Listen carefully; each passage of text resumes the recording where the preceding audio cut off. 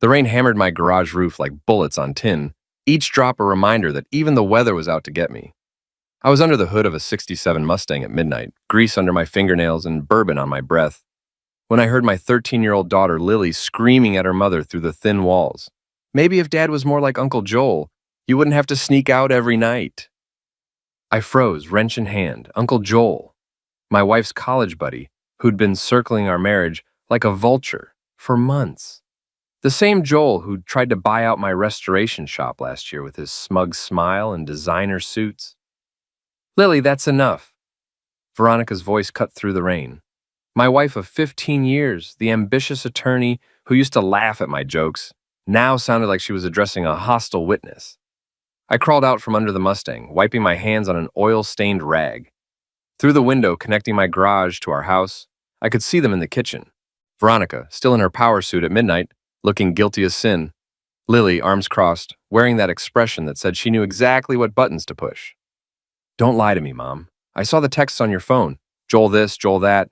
Dad's right here working his A off while you're playing house with some rich a-hole. The slap echoed through both the house and my chest. Veronica had never punched Lily before. Hell, she'd barely raised her voice until recently.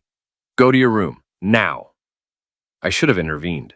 Should have marched in there and demanded answers. Instead, I lit a cigarette and watched my family implode through rain-streaked glass. Sometimes the truth hits you like a sledgehammer, and sometimes it seeps in slow like motor oil through concrete. This was the sledgehammer variety. My phone buzzed, a text from Veronica. Working late again. Don't wait up. I glanced at the kitchen. Empty. She'd already slipped out the back door. Working late, my A, I muttered, taking a long drag. Next time, don't forget to leave the lights on for the burglar. But I wasn't talking about some random thief anymore. The next morning, Veronica was already gone when I stumbled into the kitchen for coffee. Her tablet sat on the counter, still logged into her email. She'd always been careless with technology, relying on me to fix her computer problems and update her passwords. I told myself I was just checking her calendar, maybe planning a surprise dinner to fix whatever was broken between us. But when I saw the encrypted messaging app she'd left open, my coffee went cold. Joel, can't wait to see you tonight. Wear the red dress I bought you. Veronica. Alex is working late again. We have all night. Joel. Good, I have something special planned for my favorite lawyer. The messages went back months. Hotel receipts. Photos of Joel's penthouse apartment. Details that made my stomach turn and my hands shake with rage. There was even a photo Joel had sent, his apartment's bedroom. Expensive sheets turned down, champagne on ice. The caption read, "Your real home away from home." I scrolled through weeks of betrayal, each message a knife twist. They'd been planning this while I fixed her car, paid our mortgage, and pretended everything was fine. While I worked 16-hour days to keep my business afloat, she was playing house with a real estate mogul who wore $1,000 suits and drove a Tesla. The worst part, Joel was the same prick who'd offered to help me out by buying my garage for half its worth. Said I was struggling, and he wanted to help an old friend. Now I knew why he wanted me gone. I screenshotted everything and emailed the evidence to myself. Then I sat in my kitchen, surrounded by the life I'd built, and planned my first move. That evening, I followed Veronica's Tesla to Joel's high-rise downtown. The building screamed money, all glass and steel, with a doorman who looked like he could bench press my Mustang. I parked across the street and waited. At 8:47 p.m., Veronica walked into the lobby wearing the red dress Joel had mentioned. She looked beautiful, confident, alive in a way I hadn't seen in years. It was like watching a stranger wear my wife's face. An hour later, I walked into the parking garage. Joel's white Tesla sat in a reserved spot marked J. Carter. Penthouse. The car was pristine, not a scratch on it. Just like Joel himself. Perfect. Untouchable. Better than everyone else, I pulled out my keys and dragged them along the driver's side, spelling out homewrecker in foot-tall letters. Then I slashed 2 tires and left a note under his windshield wiper. You park like you screw, badly, and in spaces that don't belong to you. A concerned citizen. I was walking back to my truck when the security guard appeared. Hey, stop right there. I kept walking, but I heard the camera click. The flash lit up the garage like lightning. Crap. The confrontation came at breakfast. Veronica stormed into the kitchen at 6 a.m., still wearing yesterday's clothes, waving a printout of the security photo. What the hell is this, Alex? I looked up for my coffee and eggs, studying the grainy image of me walking away from Joel's car. Looks like someone having a bad night. Coffee? Don't play dumb with me. The security guard identified you. Joel's pressing charges. Joel can press whatever he wants. I was getting dinner at Murphy's Diner. Got the receipt right here. I pulled out a crumpled receipt I'd grabbed after my little vandalism spree. Amazing what a $20 tip will get you. The waitress remembers me being there all evening. Veronica's face went white. She was a good lawyer, but I'd been planning this conversation all night. You're lying. Prove it. I stood up, towering over her 5'6" frame. But while we're talking about lying, maybe you want to explain why you're wearing yesterday's clothes? Working late at the office requires a lot of wardrobe changes these days. She opened her mouth, then closed it. For the first time in months, Veronica had nothing to say. That's what I thought. Your boyfriend's car got vandalized? Tough crap. Maybe he should park in his own neighborhood instead of trolling around married women. Alex, save it for someone who gives a damn. I grabbed my work jacket and headed for the door. Oh, and Ronnie, next time you want to sneak around, maybe don't leave your tablet open. I'm a mechanic, not an idiot. The door slammed behind me hard enough to rattle the windows. But Joel wasn't done. 3 days later, he showed up at the school fundraiser. Lincoln Elementary's annual charity auction was supposed to be neutral ground. Parents bidding on art projects and bake sale items. Teachers smiling through gritted teeth. Kids running around hopped up on sugar. I was there because Lily had painted a landscape that was actually pretty good, and I wanted to support her. Joel arrived with Veronica on his arm like she was a trophy. He looked exactly like Central Casting's idea of a rich a-hole. Silver hair, perfectly styled, expensive suit that probably cost more than my monthly mortgage. Smile that said he owned everything he looked at, including my wife. They made the rounds, Joel glad-handing other parents while Veronica played the part of devoted girlfriend. Nobody seemed to notice she was still wearing her wedding ring. I was standing by the punch bowl, watching this performance, when Joel approached. Alex, good to see you, buddy. He extended his hand like we were old friends. Sorry to hear about your car troubles the other night. What car troubles? Oh, I thought maybe your truck broke down. Veronica mentioned you were having mechanical problems. His smile was razor sharp. I'd be happy to recommend a good mechanic, someone who knows what they're doing. The insult hung in the air between us. Around us, other parents were starting to notice the tension. That's generous, Joel, but I prefer mechanics who don't need to buy their tools with stolen money. His smile faltered. Excuse me? You heard me. Some of us work for what we have instead of inheriting Daddy's real estate empire and calling it success. Joel stepped closer, lowering his voice. You're embarrassing yourself, Alex. And you're embarrassing Veronica. Maybe it's time to accept that some women need more than a grease monkey can provide. That's when I snapped. I didn't punch him. That would have been too easy, too expected. Instead, I grabbed the ladle from the punch bowl and accidentally splashed the entire contents across his $1,000 suit.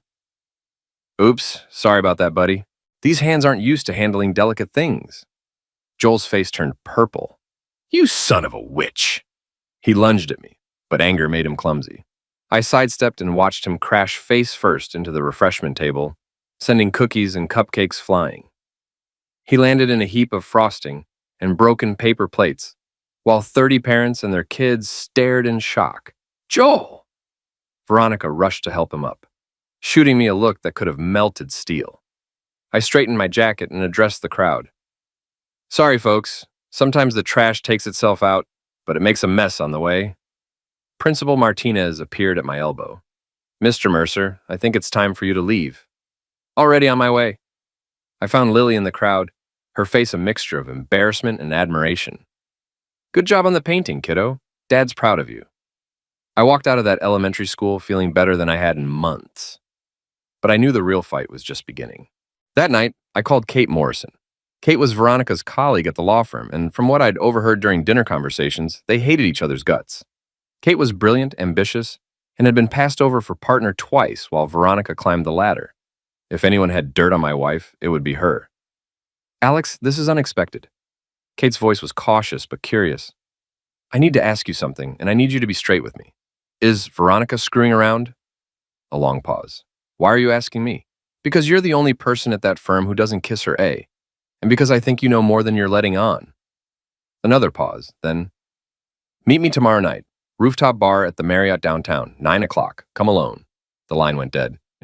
The Marriott's rooftop bar was exactly the kind of place Kate would choose. Expensive enough to keep out the riffraff. Dark enough for private conversations and public. Enough that nobody would suspect conspiracy. I found her at a corner table, nursing a martini and watching the city lights. Kate Morrison was everything Veronica wasn't. Brunette where my wife was blonde, subtle where Veronica was flashy, calculating where Veronica was impulsive. She wore her ambition like expensive perfume, noticeable but not overwhelming. You look like hell, Alex. Thanks. You always know how to make a guy feel special. I signaled the waitress for a whiskey.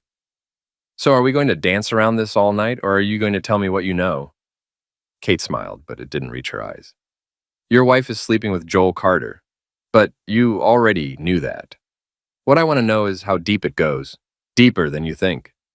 Kate opened her purse and pulled out a manila folder. Joel's been funneling city contracts through shell companies. Veronica's been handling the legal paperwork and taking a cut. They've stolen about $200,000 in the past 6 months. I opened the folder. Bank statements, email printouts, copies of contracts, enough evidence to destroy both of them. Why are you giving me this? Kate's smile turned predatory.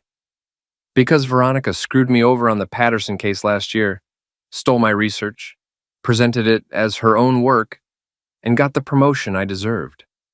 I've been waiting for the right moment to return the favor. So this is revenge.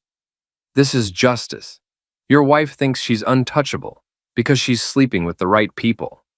Time to prove her wrong. I studied the documents. Everything looked legitimate, but something felt off. What do you want in return? I want to watch her fall, and I want Joel to go down with her. We shook hands across the table. I should have known then that I was making a deal with the devil. But sometimes the devil offers exactly what you need. The next phase of my plan required breaking into Joel's apartment. Kate's cousin Danny was a locksmith who owed her money, and for $500 cash, he was willing to teach me some basic skills and provide the tools. You sure about this, man? Danny asked as he handed me a set of pics. Breaking and entering is serious crap. I'm not stealing anything, just want to leave a message. 3 nights later, I stood outside Joel's building at 2 a.m.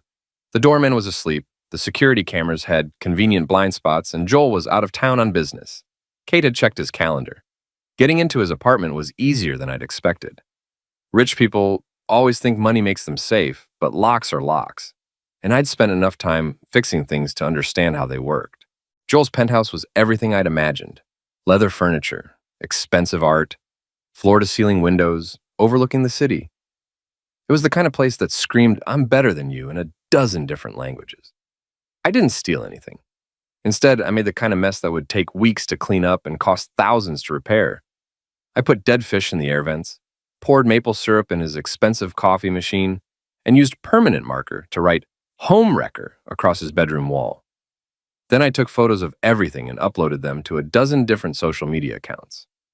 But the real masterstroke was the evidence I planted. Kate had given me copies of Joel's financial records, and I left them scattered across his desk, like he'd been reviewing them. When the police eventually searched his apartment, they'd find everything they needed to build a case. I was back home by 4 a.m., and by 6 a.m., Joel's apartment building's fire alarm was going off. Someone had called in a gas leak. The next morning brought chaos. Joel's social media accounts were flooded with photos of his trashed apartment. The fish smell had spread through the building's ventilation system, forcing an evacuation. And somehow, copies of his financial records had found their way to the city attorney's office. My phone rang at 8 a.m. Alex, we need to talk. Veronica sounded scared. About what? Joel's apartment was broken into. The police want to question you.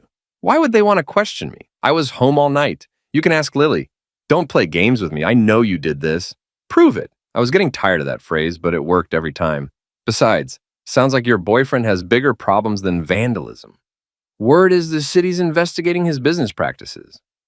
Silence on the other end. How did you know about that? Lucky guess. Or maybe Joel's not as smart as he thinks he is. I hung up and poured myself a cup of coffee. Phase 2 was complete. But Kate had one more surprise for me.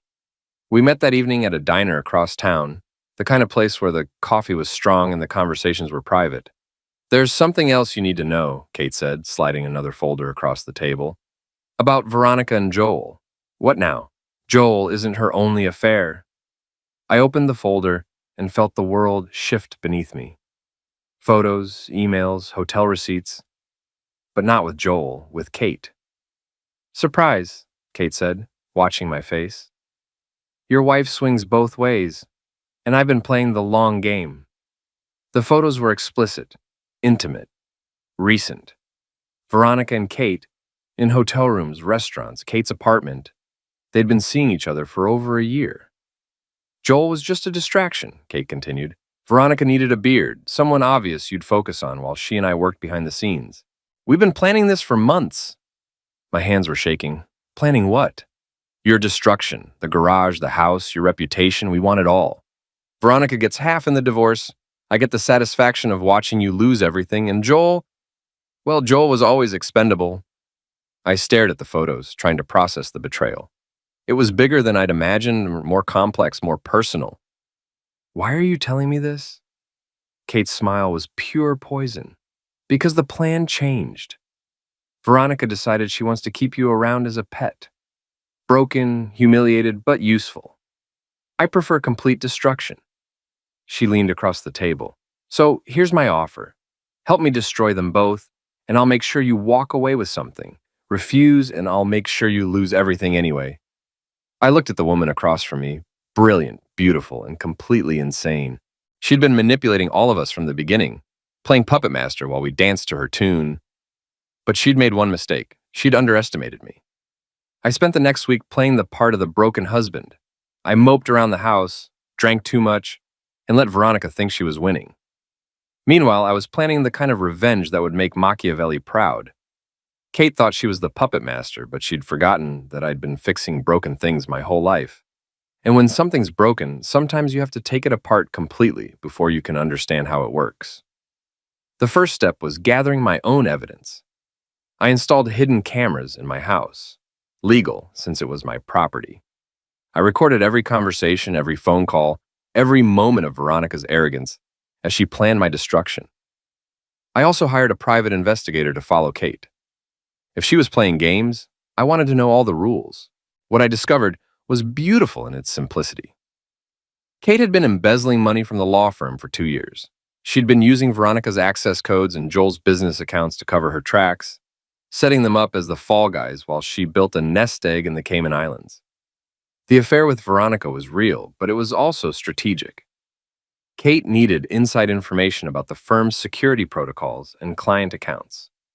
Joel was the perfect patsy, rich, arrogant, and careless with his business records.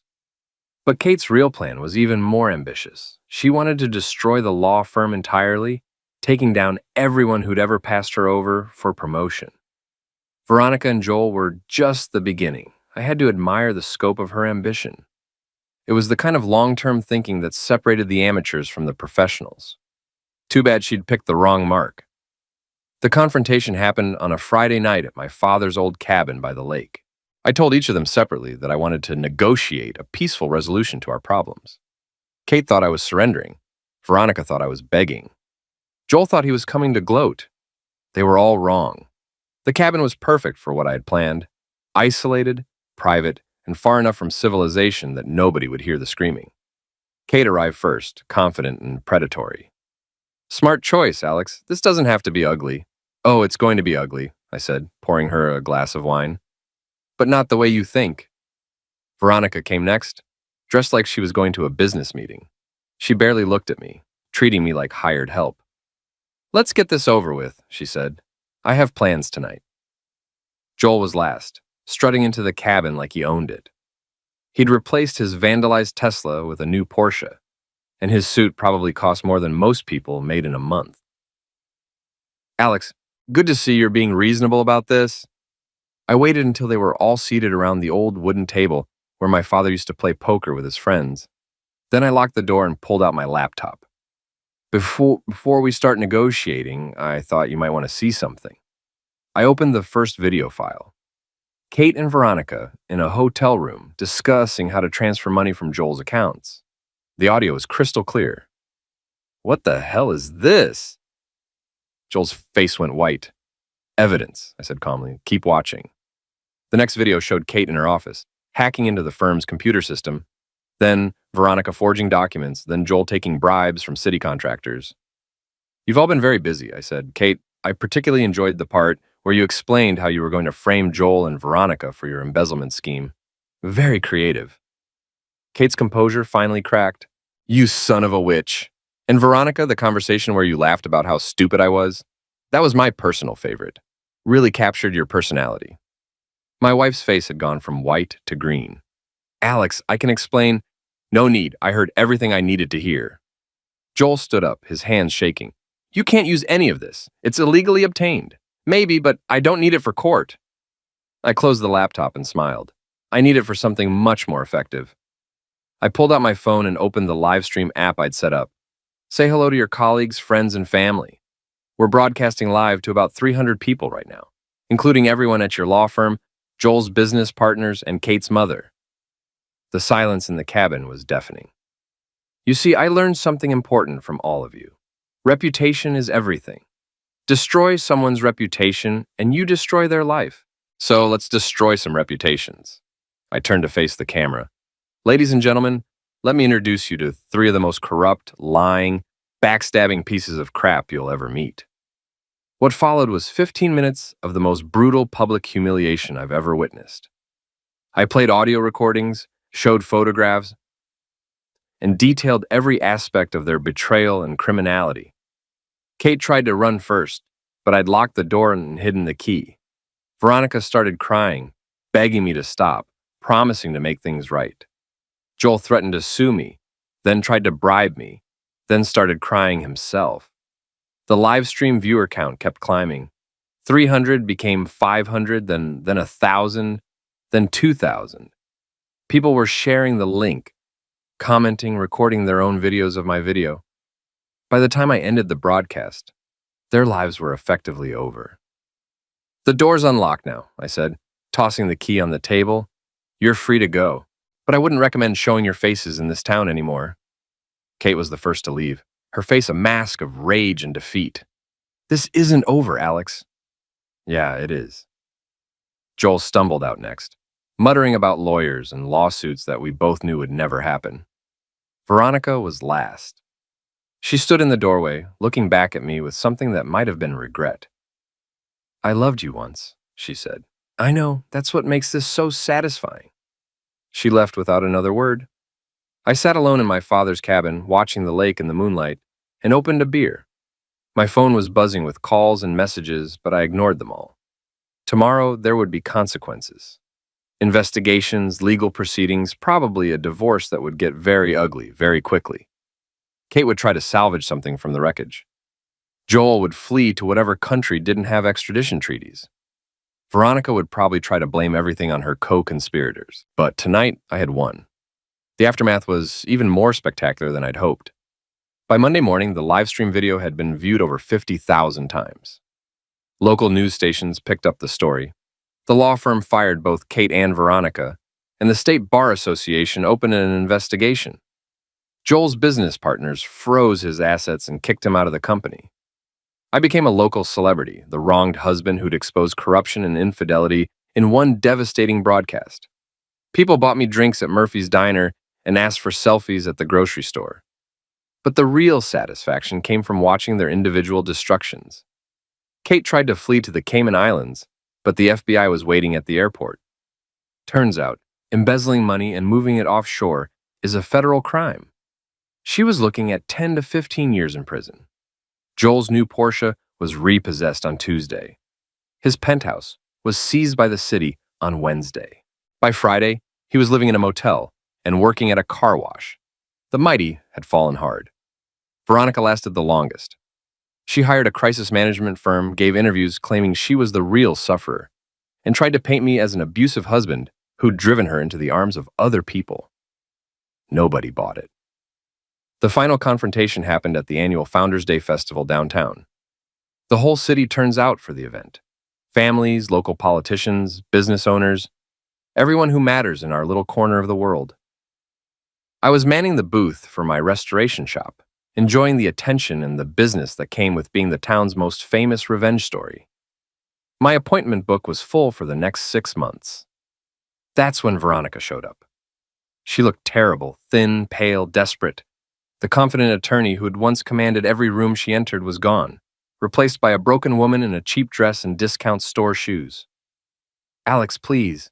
We need to talk." "Nothing to talk about, Ronnie. You made your choices." "I'm broke. The firm is suing me for restitution. I can't find another job. Nobody will even return my calls." I looked up from the carburetor I was rebuilding for display. "Sounds like a personal problem. I'm your wife. You're my ex-wife. Divorce was finalized yesterday. Didn't your lawyer tell you?" Her face crumpled. "You can't do this to me. I'll lose everything." "Already did. House is mine, car is mine, business is mine. You get to keep your half of our joint debt, which comes to about $30,000 in credit card bills. Congratulations." A crowd was starting to gather. People love a good show, especially when it involves local celebrities. Veronica must have realized we had an audience because she straightened up and tried to project her old authority. "You think you've won? You destroyed 3 lives for what? Revenge? You're pathetic, Alex. A small, petty man who couldn't handle being married to someone better than him." I stood up slowly, wiping my hands on a rag. The crowd pressed closer, sensing drama. "You're right about one thing, Ronnie. I am petty. Petty enough to record every conversation we had in the past month, including the one where you admitted to stealing money from your clients to pay for your affairs." Her confidence evaporated. "You're bluffing." I pulled out my phone and played a 30-second clip of Veronica's voice. "Took the money from the Henderson account to pay for the hotel room. Alex is too stupid to check the statements anyway." The crowd murmured. Someone started recording with their phone. "The State Bar Association was very interested in that particular recording," I continued, "along with the one where you talked about falsifying documents and the one where you laughed about how you were going to leave me homeless." Veronica looked around at the faces surrounding us. Neighbors, former friends, people who'd once respected her. Now they looked at her like she was something they'd scrape off their shoes. "You want to know the difference between us?" I asked, loud enough for everyone to hear. "You thought you were better than everyone else. I just proved you were wrong." She tried one last time. "Alex, please, for Lily's sake." "Lily's living with my sister in Portland. She asked to change her name so she wouldn't be associated with you. Even your own daughter thinks you're poison." That broke her. Veronica started crying. Deep, ugly sobs that shook her whole body. But I felt nothing, no pity, no regret, no satisfaction. Just emptiness where love used to live. She stumbled away through the crowd, and I never saw her again. Joel appeared at my booth an hour later. He looked even worse than Veronica. Unshaven, wearing clothes that had seen better days, smelling like desperation and cheap cologne. The car wash job hadn't lasted long. "Alex, I need to talk to you. Make it quick. I've got customers waiting." He glanced around nervously, then leaned closer. "I'm leaving town tonight. I just wanted you to know I'm sorry for everything." "So sorry doesn't fix anything, Joel." "I know, but I needed to say it." He pulled out a crumpled envelope. "This is everything I have left. About $300. It's not much, but..." I pushed the envelope back toward him. "Keep it. You'll need it more than I will." He stared at me for a moment, then nodded. "Thank you." "Don't thank me. Just disappear and stay disappeared." Joel walked away, shoulders slumped, carrying everything he owned in a single duffel bag. The man who'd once owned half the city was now just another failure with a bus ticket to nowhere. As the sun set over the festival, I packed up my booth and counted the day's earnings. Business was good, better than it had been in years. Turns out, being the guy who exposed corruption and infidelity was great for marketing. My phone buzzed with a text from Lily. "Saw the news coverage. Proud of you, Dad.